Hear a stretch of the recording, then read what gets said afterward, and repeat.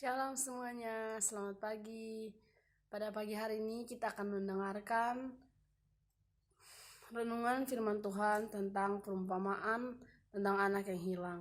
Namun sebelum itu kita bersatu dalam doa terlebih dahulu untuk menutup bungkus renungan kita pada pagi hari ini. Mari kita bersatu dalam doa, mari kita berdoa. Bapa kami surga Tuhan, terima kasih Tuhan untuk pagi hari yang indah yang sudah Tuhan berikan Tuhan. Sekarang kami mau membaca renungan firman Tuhan. Tuhan berikan kepada kami hikmat agar kami bisa mengerti kehendak-Mu melalui firman ini Tuhan. Terima kasih Tuhan, di dalam nama Tuhan Yesus Kristus. Haleluya. Amin. Renungan kita pada pagi hari ini terdapat di dalam Lukas 15 ayat 11 sampai dengan ayatnya yang ke-32. Dengan perikop perumpamaan tentang anak yang hilang.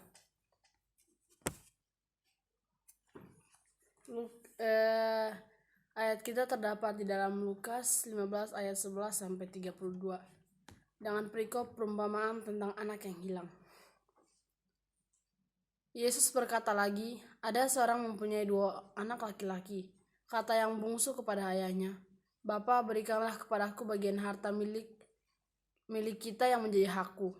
Lalu ayahnya membagi-bagikan harta kekayaan itu di antara mereka. Beberapa hari kemudian, anak bungsu itu menjual seluruh bagiannya itu lalu pergi ke negeri yang jauh. Di sana ia memboroskan harta miliknya itu dengan hidup berfoya-foya. Setelah dihabiskannya semua, timbullah bencana kelaparan di dalam negeri itu, dan ia pun mulai melarat. Lalu ia pergi dan bekerja pada seorang majikan di negeri itu. Orang itu menyuruhnya ke ladang untuk menjaga babinya. Lalu ia ingin mengisi perutnya dengan ampas yang menjadi makanan babi itu, tetapi tidak seorang pun yang memberikan kepadanya. Lalu ia menyadari keadaannya. Katanya, "Betapa banyaknya orang upahan bapakku yang berlimpah-limpah makanannya, tetapi aku di sini mati kelaparan. Aku akan bangkit dan pergi kepada bapakku dan berkata kepadanya, 'Bapa, aku telah berdosa terhadap sorga dan terhadap Bapa. Aku tidak layak lagi disebut anak Bapa. Jadikanlah aku sebagai salah satu upahan Bapa.' Maka bangkitlah ia dan pergi kepada bapaknya. Ketika ia masih jauh, ayahnya telah melihatnya. Lalu tergeraklah hatinya oleh belas kasihan. Ayahnya itu berlari mendapatkan dia lalu merangkul dan mencium dia. Kata anak itu kepadanya, 'Bapa, aku telah berdosa terhadap sorga dan terhadap Bapa. Aku tidak layak lagi disebutkan anak Bapa.' Tetapi ayah itu berkata kepada hamba-hambanya, 'Lekaslah bawa kemari jubah yang terbaik, pakaikanlah itu kepadanya dan kenakanlah cincin pada jarinya dan sepatu pada kakinya. Dan ambillah anak lembu tambun itu, sembelihlah dia, dan marilah kita makan dan bersukacita. Sebab anak ini telah mati dan menjadi hidup kembali. Ia telah hilang dan didapat kembali. Maka mulailah mereka bersukaria. Tetapi anaknya yang sulung berada di ladang, dan ketika ia pulang dan dekat ke rumah, ia mendengar bunyi seruling dan nyanyian tari-tarian.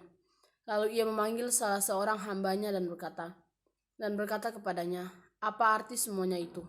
Jawab hamba itu, 'Adikmu telah kembali dan ayahmu telah menyembelih anak lembu tambun karena ia mendapatnya kembali dengan sehat.' Maka marahlah anak sulung itu dan ia tidak mau masuk. Lalu ayahnya keluar dan berbicara dengan dia. Tetapi ia menjawab ayahnya, katanya, 'Telah bertahun-tahun aku melayani Bapa dan belum pernah aku melanggar perintah Bapa. Tetapi kepadaku belum pernah Bapa memberikan seekor anak kambing untuk bersukacita dengan sahabat-sahabatku. Tetapi baru saja datang anak Bapa yang telah memboroskan harta kekayaan Bapa bersama-sama dengan pelacur-pelacur. Maka Bapa menyembelih anak lembu tambun itu untuk dia.' Kata ayahnya kepadanya, 'Anakku, engkau selalu bersama-sama dengan aku, dan segala kepunyaanku adalah kepunyaanmu. Kita patut bersukacita dan bergembira karena adikmu telah mati dan menjadi hidup kembali. Ia telah hilang dan didapat kembali.' Amin." Dari dalam ayat ini kita belajar bahwa di sini tokoh ayah ini sebagai Bapa kita di surga dan anak yang hilang ini sebagai kita. Jadi jika kita berdosa terhadap Bapa kita di surga, tetapi kita mau bertobat dan berbalik kepada Bapa, Bapa kita yang di surga, maka Bapa kita akan selalu memberikan pengampunan kepada kita. Oleh sebab itu, marilah kita belajar untuk tidak melakukan dosa yang pernah kita lakukan, untuk membuat Tuhan Yesus disalib untuk kedua kali. Sekian renungan pada pagi hari ini. Semoga memberkati kita semua. Tuhan Yesus memberkati.